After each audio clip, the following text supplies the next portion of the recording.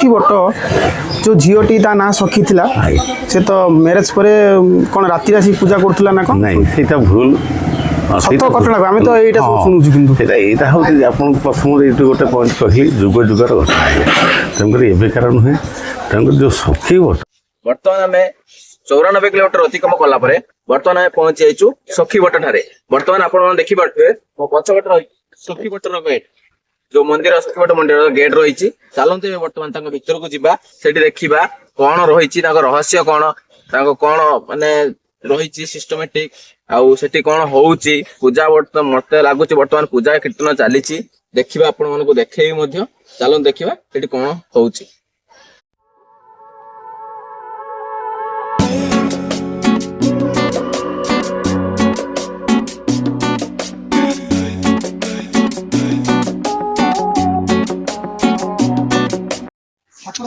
देखिए सेपट को मंदिर रही मंदिर पर एपट सब खाली बरगछ बहुत पुराना गछ भाया लगुच पूजा चलती सेपटे खल कीर्तन चलती देखिए जगह ही बुलुची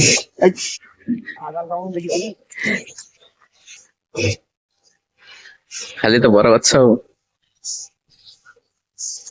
जीवा मंदिर पाखक जाकि देखा मंदिर पाखे कौन है गचर अहल सब कौलिया अहल गुड़ा देखिपे मैंने मैंने गछ भाया लगुच मैंने मोटा केते देखु मोटा आ गोटे जिन देखुची अहल एमती जा देखु पूरा पूरी साप भाया देखा पूरा साप भाया देखा देखले जापर आप देखो पूरा साप भाया मैंने जगह पूरा भयंकर भाया देखा ये सब तार ओहल सब भाया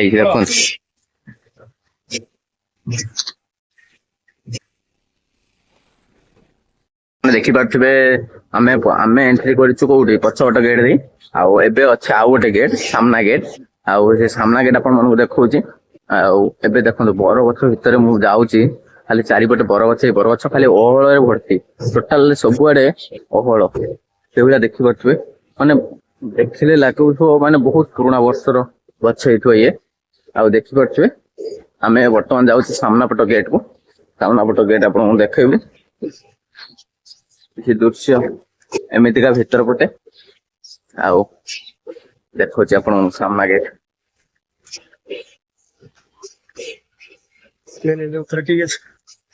देखिए तो दीपट दीटा सिंह रही आउ सामना गेटा देख ये सखी बट लिखाई एटा हूँ माने मेन रोड पाखक लगी आपण मैंने भावुवे जे मु आपण कौन देखौची जे ये सखी बट जगह आपण मैंने निश्चय भावुवे किंतु आ विषय गोटे रहस्य रही ये सखी बट हबार कारण भी रही सखी बट नाटा कौन ना ए गाँव रे गोटे मालपुर गाँव बोली थिला गाँ ना है से गोटे झील रोते से गाँव से झील को ना हूँ सखी आउ एठी एई जगह रे गोटे बहुत वर्ष पुराना गोटे बरगछ थिला बहुत मोटा होता आउ से ताकू से पूजा करथिले से सबुदिन जेते मैरेज कर नथिला जेते बाहा हेई नथिला से सबुदिन आसी एठी पूजा करथिले तापर वैवाहिक जीवन रे से मैरेज कले कि बाहा हैला परे किंतु तांको स्वामी घर लोक केही जानि नथिले से आसी किंतु पूजा करथिले राति रो आसुथिले आउ भोर भोर पूजा सारी की से तार ससुर घर पळे जाउथिले तापर से दिने तांको स्वामी जानि परिला से आसी के एठी पूजा करछंदी बोली तापर ता स्वामी तांको ऊपर विरक्त हेले रागिला परे सी कौन करते स्वामी को सब सत कथा कहते कौन आसते कौन करते सब सत कथा कहते सत कथा कहला स्वामी से आहरी रागिला से कौन करते से प्राण त्याग करते प्राण त्याग है से दिन ठारू जगह ना है सखी बट सखी केन्द्रापड़ा जिले कारण कौन ଇଏ ତ ବହୁତ ଏଇ ଯୋଉ ମାର୍କେଟ ପୁରାତନ ପ୍ରାଚୀନ କ୍ଷେତ୍ର। ଛୋଟରେ କହିବେ ଆଉ ଆପଣ ମାନେ ଗଲେ ଟିକେ ଏଠି ଏ ରୋଡ ଟା ଟିକେ ମାନେ ମୁଁ ଯେତେବେଳେ ସତ୍ୟ ଯୁଗରୁ ଏଠି ଘଟଣା ଘଟି ଆସିଛି। ଆଜ୍ଞା ଆଜ୍ଞା କିନ୍ତୁ ଯୋଉ ଗୁପ୍ତ କ୍ଷେତ୍ର ତା ଭିତରେ ଯେତିକି ଆମର ଜଣେ ପଣ୍ଡିତ ଏଠୁ ଯାଇଥିଲେ ଦିଲ୍ଲୀ ରିସର୍ଚ୍ଚ ଆଜ୍ଞା। ହଉଥିଲା ବଳଦେବଙ୍କ ବିଷୟରେ ସେ କଥା କହିଲେ ଯେତେବେଳେ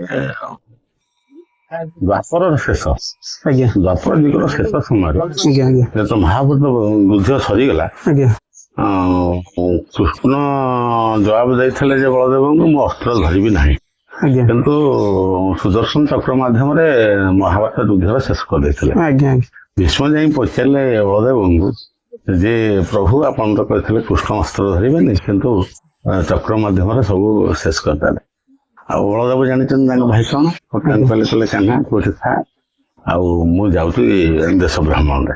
ଦେଶ ଭ୍ରମଣରେ ଆସିବା ସମୟରେ ଆସିକରି ଉଦୟଗିରିରେ ପହଞ୍ଚିଥିଲେ, ଲଳିତଗିରିରେ ଆସିଥିଲେ, ବିଶ୍ରାମ କରିଥିଲେ। ଆଜ୍ଞା। ତାପରେ ସଖିବଟ କିଛି ସମୟ ବିଶ୍ରାମ କରିଥିଲେ। ଆଉ ସେଇ ସମୟରେ ଏଠି କିଛି ସମୟ ବିଶ୍ରାମ କଲା ଭିତରେ ଯୋଉ ବଟ ବୃକ୍ଷଟି ଯୋଉ ସୃଷ୍ଟି ହେଇଯାଇଛି ତାଙ୍କର 5 ପ୍ରକାର ଦାନ୍ତ କାଟି ଘଷନ୍ତି ବଳଦେବ। ଆଜ୍ଞା ଲିମ୍ବ, ଶାଳା, ଓସ୍ତ, ବର, କରଞ୍ଜ, ତାପରେ ବର ଗଛର ଦାନ୍ତ କାଟିଟି ଘଷିକିରି ସେ ପକେଇ ଦେଇଥିଲେ। ଏସବୁ ଜଳମଗ୍ନ ଥିଲା ସେ ସମୟରେ। ସେ ଗଛଟି ବଞ୍ଚି ଯାଇକି ମହାଦ୍ରୁମରେ ପରିଣତ ହେଇଗଲା ଦ୍ୱାପର। କିନ୍ତୁ କଳି ଯୁଗରେ ଯେତେବେଳେ କଳା ପାହାଡ ଭୟରେ ପ୍ରଭୁଙ୍କୁ ଆଣିକରି ବଳଦେବଙ୍କୁ ଆଣିକରି କେନ୍ଦ୍ରାପଡ଼ାରେ ଏଠାରେ ଲୁଚେଇ ଦିଆଗଲା, ରଖା ହେଇଥିଲା। ଏଇ ସମୟରେ ତାପରେ କଳା ପାହାଡ ଚାଲିଗଲେ। କିଛି ଭକ୍ତମାନେ ଆସି ପହଞ୍ଚିଲେ, ପ୍ରଭୁ କଳା ପାହାଡ ତ ଚାଲିଗଲା, ଆଉ କିନ୍ତୁ କନ୍ଦରାସୁରର ପ୍ରାଦୁର୍ଭାବ ଯୋଉ ହଉଛି ଆମେ ରହିପାରୁନୁ। ଆଜ୍ଞା ପ୍ରଭୁ ଏଇଠାରେ ରହିକିରି ବଳଦେବ କନ୍ଦରାସୁରକୁ ବନ୍ଧ କରିଥାନ୍ତି। ସେ ସମୟରେ ନାରଦ ଆସି ପହଞ୍ଚିଲେ, ସେ ପ୍ରଭୁ ଆପଣଙ୍କ ନରହତ୍ୟା ପାପ ଲାଗିଲା, ଆଜ୍ଞା ଆଉ କଣ କରିବା ନାରଦ, ନା ଏଇ ଜାଗାରେ 12 ବର୍ଷ ଆପଣ ଯଦି ତପସ୍ୟାରେ ରହିବେ ତାହେଲେ ପାପମୋଚନ ହେଇଯିବ। ତେଣୁକରି ସେଇଦିନ ଠାରୁ ପ୍ରଭୁ 12 ବର୍ଷ ଏଇ ଜାଗାରେ ନିଘଞ୍ଚ ବଟବୃକ୍ଷ ଭିତରେ 12 ବର୍ଷ ତପସ୍ୟାରେ ଥିଲେ। ସେଇଥିପାଇଁ ଏଇ ଗୁପ୍ତ ମାନେ କ୍ଷେତ୍ର ନାମ ଗୁପ୍ତ କ୍ଷେତ୍ର। ସେଠାରେ ନାଇଁ ଧନ୍ୟବାଦ। ନାଇଁ ଆଉ ଗୋଟେ ପଚାରିବା, ଏଇ ଯୋଉ ସଖୀ ବଟ ଯୋଉ ଝିଅଟି ତା ନାଁ ସଖୀ ଥିଲା, ସେ ତ ମ୍ୟାରେଜ ପରେ କଣ ରାତିରେ ଆସିକି ପୂଜା କରୁଥିଲା ନା କଣ? ନାଇଁ ସେଇଟା ଭୁଲ ଘଟଣା ଆମେ ତ ଏଇଟା ସବୁ ଶୁଣୁଛୁ। କିନ୍ତୁ ଏଇଟା ହଉଛି ଯେ ଆପଣଙ୍କୁ ପ୍ରଥମରେ ଏଇଠି ଗୋଟେ ପଏଣ୍ଟ କହିଲି, ଯୁଗ ଯୁଗର ଘଟଣା, ତେଣୁକରି ଏବେକାର ନୁହେଁ। ତେଣୁକରି ଯୋଉ ସଖୀ ବଟ ଇଏ ହଉଛି 500 ବର୍ଷ ପୂର୍ବର ଘଟଣା। ଯେତେବେଳେ ଏଇପଟ ଦେଇକରି ପଞ୍ଚସଖାଙ୍କ ଭିତରୁ ଅଚ୍ୟୁତ, ଅନନ୍ତ, ଯଶୋବନ୍ତ, ରାମ, ଜଗନ୍ନାଥ ପଞ୍ଚସଖା, ତାଙ୍କ ଭିତରୁ ଅନନ୍ତ ସଖା ଯିଏ ଏଇ ପଥ ଦେଇକରି ସେ ଖସାଡ଼ି ମଠ, ନେନାଆଡ଼େ ବ୍ରାହ୍ମଣ ଏଇ ସମୟରେ କିଛି ସମୟ ବିଶ୍ରାମ କରିଛନ୍ତି। ତାପରେ ପଞ୍ଚ ସଖା ଆସିଛନ୍ତି, ଅଷ୍ଟ ସଖୀ ଆସିଛନ୍ତି। ଏଠି ରାସ ହେଇ ରାଧାକୃଷ୍ଣଙ୍କୁ ନେଇକି ରାସ ଲୀଳା କରାଯିବ। ତେଣୁ ସିଏ ଯୋଉ ଅଷ୍ଟ ସଖୀ ଆସିଲେ, ତା ଭିତରୁ ତୁଳସୀ ନାମୀ ସଖୀ ଇଏ ଯୋଉ ସୌନ୍ଦର୍ଯ୍ୟକୁ ଦେଖି ଆଉ ଫେରି ନଥିଲେ। 7 ଜଣ ସଖୀ ଫେରିଥିଲେ, ତୁଳସୀ ସଖୀ ରହିଯାଇଥିଲେ କିଛି ଦିନ। ରହିଗଲା ପରେ ଏଠୁ ଯାଇକରି ସେ ମରିଚାଣୀ ବଗଡ଼ା ମରିଚାଣୀ ରୂପରେ ବର୍ତ୍ତମାନ ପୂଜା ପାଉଛନ୍ତି। ତେଣୁ ସେ ଯୋଉ ସଖୀ ଜଣକ ଏଇ ଜାଗାରେ ରହିଗଲେ, ତେଣୁ ସେ ଏ କ୍ଷେତ୍ରର ନାମ ସଖୀ ବଟ। କିନ୍ତୁ ଆମେ ବହୁତ ଲୋକ କଥା ସବୁ ଶୁଣୁଛୁ କି ଯେ ଯୋଉ ଝିଅଟେ ତା ନାଁ ସଖୀ ଥିଲା, ସେ ଏଠାରେ ମ୍ୟାରେଜ ପରେ ସେ ବାହା ହେଇଥିଲା, ବାହା ହେଲା ପରେ ତା ମାନେ ରାତିରୁ ଆସିକି ପୂଜା କରୁଥିଲା, ଏସବୁ ତାହେଲେ ଘଟଣା ନାଇଁ ତ ଲୋକ କଥିତ ବହୁତ ଅନେକ ଜିନିଷ ଲୋକମାନେ କହିବେ। ଏଠି କହିଲେ ଯେ ଗୋଟେ ଝିଅଟି ମେରି ପୋତିଥିଲା, ବରର ମେରି ପୋତିଥିଲା, ସେ ମେରିଟି ଜିଇଗଲା, ବର ଗଛର ସୃଷ୍ଟି ହେଲା। କିନ୍ତୁ ବର ଗଛର ସୃଷ୍ଟି ହଉଛି ବଳଦେବ ଯୋଉ ଦାନ୍ତ କାଟି ଘଷି ପକେଇଥିଲେ, ସେଟା ହଉଛି ବର ଗଛର ସୃଷ୍ଟି। କିନ୍ତୁ ଏଇ ଯୋଉ ଆପଣ କହିଲେ ସଖୀ ବଟ ତା ସେ ଝିଅ ଯୋଗୁ ନୁହେଁ, ଏଇଟା ହଉଛି ଯୋଉ ଅଷ୍ଟ ସଖୀ ଆସିଥିଲେ, ତା ଭିତରେ ଯୋଉ ଲଳିତା ସଖୀ ଏଇ ଜାଗାରେ ରହିଯାଇଥିଲେ ମନୋରମ ପରିବେଶକୁ ଦେଖିକିରି, ସେଥିପାଇଁ ଏଇ କ୍ଷେତ୍ରର ନାମ ସଖୀ ବଟ। ଯୋଉ ଆମେ ସବୁ ଦେଖିଲୁ ଯୋଉ ଓହଳ ସବୁ ବହୁତ ରହିଛି, କିନ୍ତୁ ଯୋଉ ବଡ ବର ଗଛଟା ଥିଲା ସେ 1999 ମସିହାରେ ଭାଙ୍ଗିଛି। ସେଟା କେତେ 1999 ମସିହା? 1999 ମସିହାରେ ଏଇ ଗୋଟେ ଗଛରୁ 3000 ଓହଳ ହେଇଥିଲା, ପାଖାପାଖି 3000 ଓହଳ ଥିଲା ଗୋଟେ ଗଛରୁ ସୃଷ୍ଟି। ୟା ଭିତରକୁ ମାନେ ଆପଣଙ୍କର ସୂର୍ଯ୍ୟ କିରଣ ବି ପଡେ ନା, ଆ ଭିତରକୁ ସୂର୍ଯ୍ୟ କିରଣ ବି ଆଜ୍ଞା। ପଡେ ନା। ଆମେ ଯେତେବେଳେ ଛୋଟ ବେଳେ ଆସିକିରି ଭାଲୁକୁଣି ଓଷା ଅନ୍ୟାନ୍ୟ ପର୍ବପର୍ବାଣିରେ ମାଳତୀ ଫୁଲ ତୋଳୁ, ସବୁ ବରଗଛ ଉପରକୁ ଚଢିକିରି ଏକଦମ ନଈ ନଈକା ତା ଭିତରେ ପଶୁ। କିନ୍ତୁ 1999 ମସିହା ଯୋଉ ବାତ୍ୟା ହେଲା, ସେଠି ଖଣ୍ଡ ବିଖଣ୍ଡିତ ହେଇଗଲା ପରେ ଏଠି ସବୁ ମନ୍ଦିର, ଗୋଟିଏ ମନ୍ଦିର ଥିଲା, ତାପରେ ବର୍ତ୍ତମାନ 4ଟି ମନ୍ଦିର ସବୁ ଦାନ କରିଛନ୍ତି ମନ୍ଦିର ନାଇଁ ସବୁ। ହଁ, ନାଇଁ ଯୋଉ ଅହଳ ସବୁ ସେ ତାହେଲେ ସେଇ ତାହେଲେ ବରଗଛ। ଗୋଟେ ଗଛରୁ 3000 ଅହଳ ଥିଲା। ଧନ୍ୟବାଦ ଆଜ୍ଞା। ଏସବୁ ବର୍ତ୍ତମାନ ଯୋଉ ଗଛ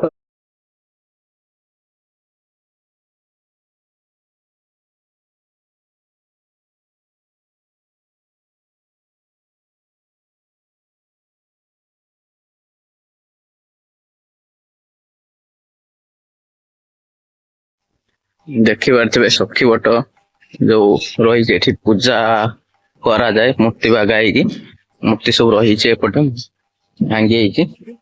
ଆଉ ଦେଖିପାରୁଥିବେ ଏଠି ରହିଛି ଯୋଉ ହୋମ ଯଜ୍ଞ କରିବା ପାଇଁ ଯଜ୍ଞ ଘର, ଆଉ ଏଠି ରହିଛି। ଆଉ ଏଠି ଗୋଟେ ସ୍ତମ୍ଭ ରହିଛି, ଏଠି ଗୋଟେ ସ୍ତମ୍ଭ ରହିଛି, ମନ୍ଦିର ରହିଛି ସେପଟେ। ଏଠି ଦେଖିପାରୁଥିବେ ମନ୍ଦିର ରହିଛି, ଏଇଟା ମନ୍ଦିର ସାମ୍ନା ଗୋଟେ ଯୋଉ ଯଜ୍ଞ ହୋମ କୁଣ୍ଡ ହେଲା। ଏପଟେ ବି ରହିଛି ବରଗଛ, ଦେଖିପାରୁଥିବେ ବରଗଛ କୋଉ ଭଳିଆ ହେଇଛି, ସବୁ ଓହଳ ଝୋଳିଛି, ମାନେ ବହୁତ ପୁରୁଣା, ବହୁତ ବର୍ଷ ଆଗରୁ। ସେଠି ହଉଛି ତାଙ୍କର ଯୋଉ ପାକ ମାନେ ରୋଷେଇ ଘର, ଭୋଗରାଗ ଫୁଟା ଯାଏ ସେଇଠି। ଆଉ ମନ୍ଦିର ଏଠି ରହିଛି ଗୋଟେ, ଆଉ ଗୋଟେ ଏଠି ରହିଛି ହେଲା। ଦେଖିପାରୁଥିବେ ସ୍ତମ୍ଭ ଟା କୋଉ ଭଳିଆ ହେଇଛି।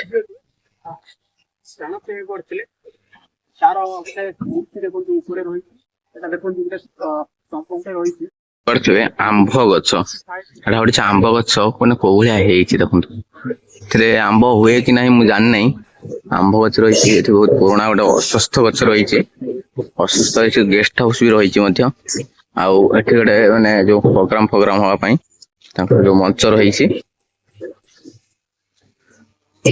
ସେପଟକୁ ରହିଲା ଗେଟ୍। ତା ସାମ୍ନାରେ ହଉଛି ହନୁମାନ ଯୋଉ ମୂର୍ତ୍ତି ଗୋଟେ ରହିଛି, ବଜରଙ୍ଗବଲି ମୂର୍ତ୍ତି। କୀର୍ତ୍ତନ ଚାଲିଛି ବର୍ତ୍ତମାନ ଏବେ। ଗୋଟେ ମନ୍ଦିର ରହିଛି, ଚାଲନ୍ତୁ ଦେଖିବା ଏ ମନ୍ଦିର ଟା କି ମନ୍ଦିର। ମତେ ସାୟଦ ଲାଗୁଛି ବାବା ଲୋକନାଥ ମାନେ ଶିବ ମନ୍ଦିର ହେଲା।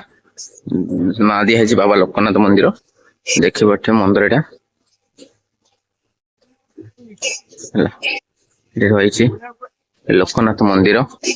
ଏଠି ବାବାଙ୍କର ଲିଙ୍ଗ ବି ରହିଛି, ଦେଖିପାରୁଥିବେ ଲିଙ୍ଗଟି ବାବାଙ୍କର।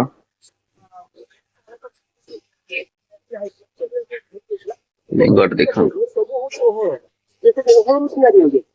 ଲିଙ୍ଗଟା ଦେଖନ୍ତୁ ବାବାଙ୍କର, ବାବା ଲୋକନାଥଙ୍କର ଲିଙ୍ଗ ଏଠି ରହିଛି। ଦେଖନ୍ତୁ ଏଠି ରୋଷେଇ ଘର, ଠାକୁରଙ୍କ ଯୋଉ ଭୋଗ ଫୁଟା ଯାଏ, ଏଟା ହଉଛି ରୋଷେଇ ଘର। ଦେଖିପାରୁଥିବେ ଏଇ ରୋଷେଇ ଘରରେ ଭୋଗ ଫୁଟାଯାଏ। ଏ ଜଣେ ମଉସା ତାଙ୍କର ପରିବା କାଟୁଛନ୍ତି। ଏପଟେ ଆଉ ଗୋଟେ ମନ୍ଦିର ରହିଛି, ଭୋଗ ତିଆରି ହଉଛି।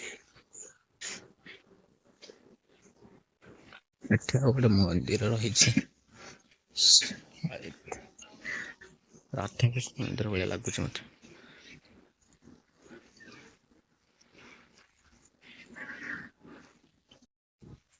ଦେଖିପାରୁଥିବେ ଏଠି ଗୋଟେ ମନ୍ଦିର ରହିଛି,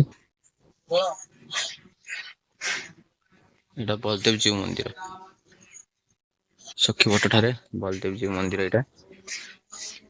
ଆଉ ସେପଟେ ରହିଛି ସଖୀବଟ ମନ୍ଦିର, ସେଇଟା ହଉଛି ସଖୀବଟ ମନ୍ଦିର, ଏଇଟା ହଉଛି ବଳଦେବଜୀଉ ମନ୍ଦିର। ଦେଖଉଛି ଆପଣଙ୍କୁ ବଳଦେବଜୀଉ ମନ୍ଦିର।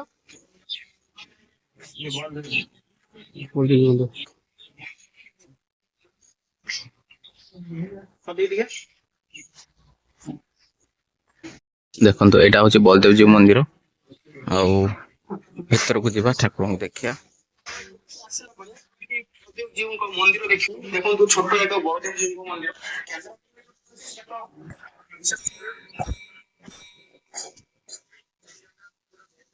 ଦେଖିପାରୁଥିବେ ବଳଦେବଜୀଉ ମନ୍ଦିର, ଏଟା ହଉଛି ଗରୁଡ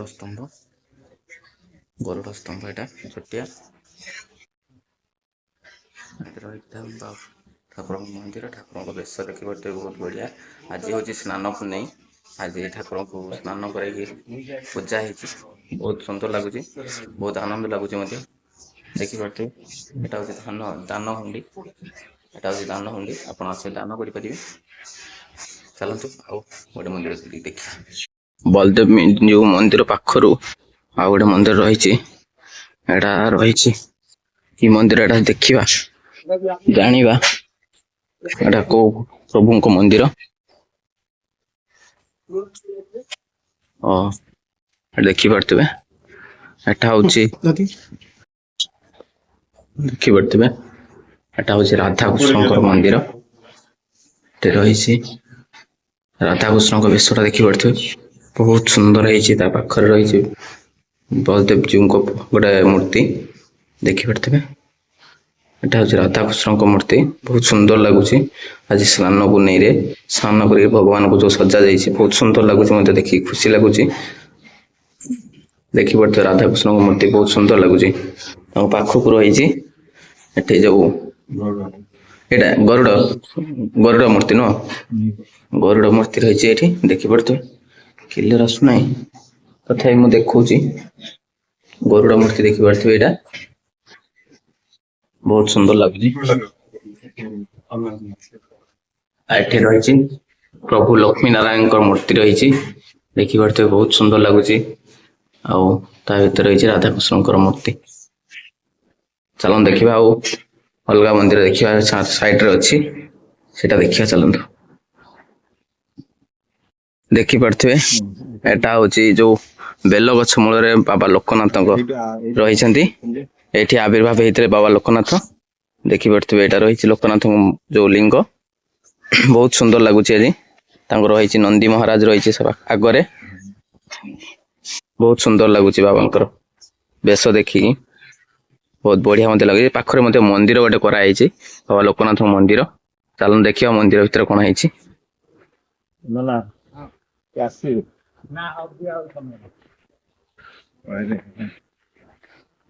ମନ୍ଦିର ତ ଖୋଲା ହବନି, ଖୋଲା ହବ। ଏଟା ହଉଛି ବାବା ଲୋକନାଥଙ୍କ ମନ୍ଦିର, ନନ୍ଦୀ ମହାରାଜ ରହିଛି। ପାଖକୁ ରହିଛି ବାବା ଲୋକନାଥଙ୍କ ଯୋଉ ଲିଙ୍ଗ ସ୍ଥାପିତ ଏଠି ହେଇଛି। ସେଠି ଆବିର୍ଭାବ ହେଇଥିଲେ, ଏଠି ଲିଙ୍ଗ ସ୍ଥାପିତ ହେଇଛି। ବାପାଙ୍କୁ ଏବେ ନନା ପୂଜା ସାରିକି ଗଲେ, ଆମ ଆସୁ ଆସୁ ଟିକେ ଲେଟ୍ ହେଇଗଲା, ନନା ପଳେଇଲେ। ନହେଲେ ନନା ରହିଥାନ୍ତା, ଟିକେ ପଚାରିଥାନ୍ତୁ। ହଉ ଦେଖିବା କଣ ହଉଛି। ବାବାଙ୍କ ମୂର୍ତ୍ତିଟା ଦେଖନ୍ତୁ, ବହୁତ ସୁନ୍ଦର ହେଇଛି।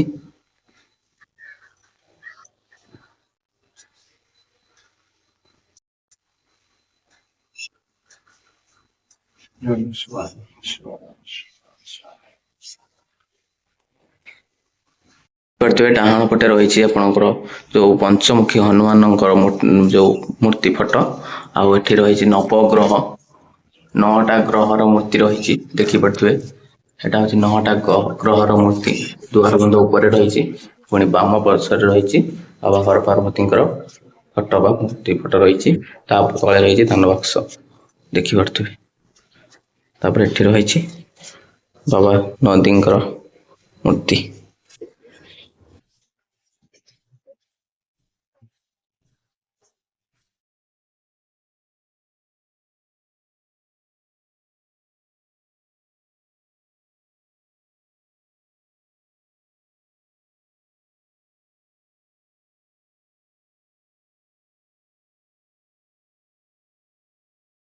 ବର୍ତ୍ତମାନ ଭିଡ଼ିଓଟି ଆପଣମାନଙ୍କ ପାଇଁ ଏଇଠି ହିଁ ଏଣ୍ଡ କରୁଛୁ। ଆଉ ଭିଡ଼ିଓଟି କେମିତି ଲାଗିଲା ଆପଣମାନେ କମେଣ୍ଟ ମଧ୍ୟ ଜଣାଇବେ। ଆଉ ଭିଡ଼ିଓଟି ଭଲ ଲାଗିଥିଲେ ଲାଇକ୍, ସେୟାର, ସବସ୍କ୍ରାଇବ୍ କରିବେ। ଆଉ ଆପଣମାନଙ୍କ ପାଇଁ ଆଜି ପାଇଁ ଏତିକି। ପୁଣି ପରବର୍ତ୍ତୀ ବ୍ଲଗ ଆପଣମାନଙ୍କ ପାଇଁ ନେଇକି ଆସିଛି। ଚାଲନ୍ତୁ, ଲେଟ୍ସ ଗୋ।